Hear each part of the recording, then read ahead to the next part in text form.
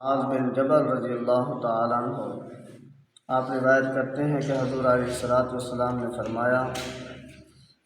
جن دو مسلمان یعنی میاں بیوی کے 3 بچے مر جائیں تو اللہ تبارک و تعالی ان دونوں کو اپنی فضل اور رحمت سے جنت میں داخل فرمائے گا۔ تو صحابہ کرام نے عرض کیا، یا رسول اللہ صلی اللہ علیہ وسلم، اگر 2 بچے انتقال کر جائیں تو؟ صحابہ کرام نے حضور علیہ الصلوۃ والسلام نے فرمایا 2 کا بھی یہی اجر و ثواب ہے۔ پھر صحابہ نے عرض کیا، یا رسول اللہ صلی اللہ علیہ وسلم، اگر 1 بچہ فوت ہو جائے تو حضور صلی اللہ علیہ وسلم نے فرمایا 1 کا بھی یہی اجر و ثواب ہے۔ پھر فرمایا، قسم ہے اس ذات کی جس کے دست قدرت میں میری جان ہے، خام حمل جو ساکت ہو جاتا ہے، بچہ یعنی کہ پیدا ہونے سے پہلے ہی وہ حمل ضائع ہو جاتا ہے، تو اپنی ماں کو آنول کے ذریعے جنت کی طرف کھینچے گا۔ آنول کہتے ہیں جو جھلی ہوتی ہے، بچے اور والدہ کے درمیان جو ایک نالی ہوتی ہے جس سے خوراک حاصل کرتا ہے بچہ، اس کو آنول کہا جاتا ہے۔ کہا اس جھلی کے ذریعے بچہ اپنی ماں کو جنت کی طرف کھینچے گا، جب کہ ماں اس تکلیف پر صبر کرے اور ثواب کی طالب ہوئی ہو تو پھر یہ انعام ملے گا اسے۔ دوسری روایت ہے حضرت عبداللہ بن جعفر رضی اللہ تعالی عنہما، آپ روایت کرتے ہیں کہ جب حضرت جعفر رضی اللہ تعالی عنہ کی شہادت کی خبر آئی تو نبی کریم صلی اللہ علیہ وسلم نے فرمایا، جعفر رضی اللہ تعالیٰ عنہ کے گھر والوں کے لیے کھانا تیار کرو، اس لیے کہ ان کو وہ مصیبت پہنچی ہے جو انہیں کھانا پکانے سے باز رکھے گی۔ یعنی معلوم ہوا کہ اگر کسی گھر میں میت ہے تو اس گھر کے لیے کھانے کا انتظام کرنا یہ آسان طریقہ ہے اور حضور علیہ الصلوۃ والسلام کی سنت ہے۔ شیخ عبدالحق محدث دہلوی رحمۃ اللہ تعالی علیہ فرماتے ہیں،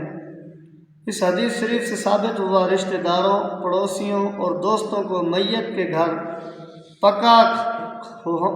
ہوا کھانا لانا مستحب ہے، اور تعزیت جو ہے میت کے گھر یہ 3 دن تک جائز ہے، اس کے بعد مکروہ ہے۔ ہاں اگر کوئی شخص جسے پتہ نہیں تھا ان کی فوتگی کا، انتقال کا،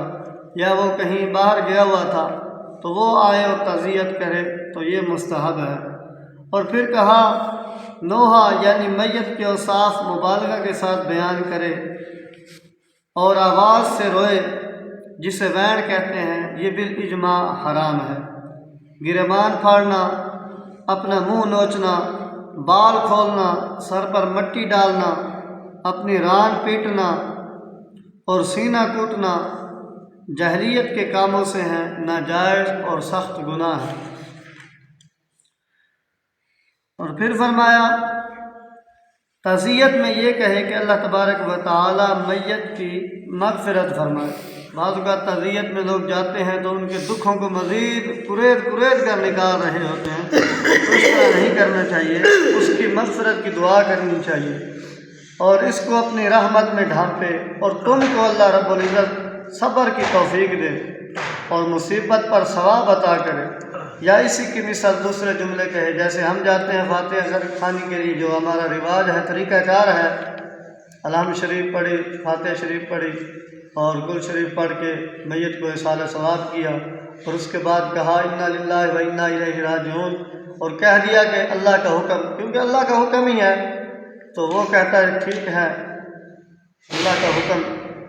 جو اللہ کی مرضی۔ تو یہ طریقہ کار بہت ہی اچھا اور درست ہے۔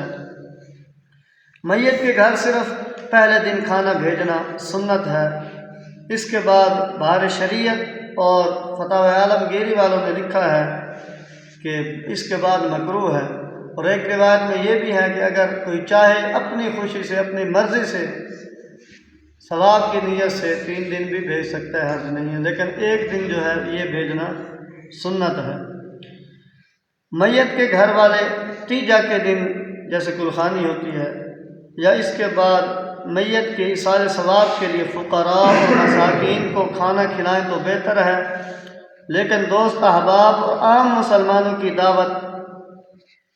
کریں تو ناجائز اور بدعت کبیرہ ہے،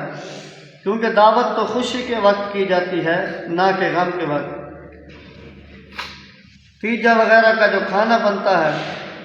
اکثر میت کے ترکے سے کیا جاتا ہے، اور اس میں یہ لحاظ ضروری ہے کہ ورثاء میں نابالغ نہ ہو، ورنہ وہ کھانا جو ہے کھانا سخت حرام ہے۔ لیکن اگر بالغ اگر اپنے حصے سے کرے تو کوئی حرج نہیں، بالغ ہے اور وہ اپنے حصے سے کر رہا ہے تو پھر اس میں کوئی حرج نہیں ہے۔ تو ایک روایت بخاری شریف کی حضرت عائشہ صدیقہ رضی اللہ تعالیٰ عنہ، آپ جب کسی گھر میں میت ہو جاتی تو آپ اس وقت تک انتظار کرتی جب وہ پڑوس والی جو عورتیں ہیں وہ چلی جاتی، جب وہ چلی جاتی تو پھر آپ حکم فرماتی کہ کھانا تیار کرو۔ جب کھانا تیار کیا جاتا وہ جو ورثاء ہیں میت کے، اہل میت ہیں، ان میں وہ کھانا تقسیم کیا جاتا، یا کچھ جو دور کے آئے ہوئے مہمان ہیں جو وہاں باہر جا کر نہیں کھا سکتے یا اپنے گھر نہیں پہنچ سکتے، ان کے لیے وہ کھانا خاص طور پر ان میں تقسیم کیا جاتا۔ تو یہ طریقہ کار بہتر ہے۔ اگر کوئی ایسا گھر ہے جہاں غریب ہے بیچارہ، وہ بڑی مشکل سے اس نے انتظام کیا ہے، تو ہمیں بھی اس کلخانی کے اپنا کھانے سے بچنا چاہیے۔ اللہ رب العزت ہمیں عمل کی توفیق عطا فرمائے۔ وما علینا الا البلاغ۔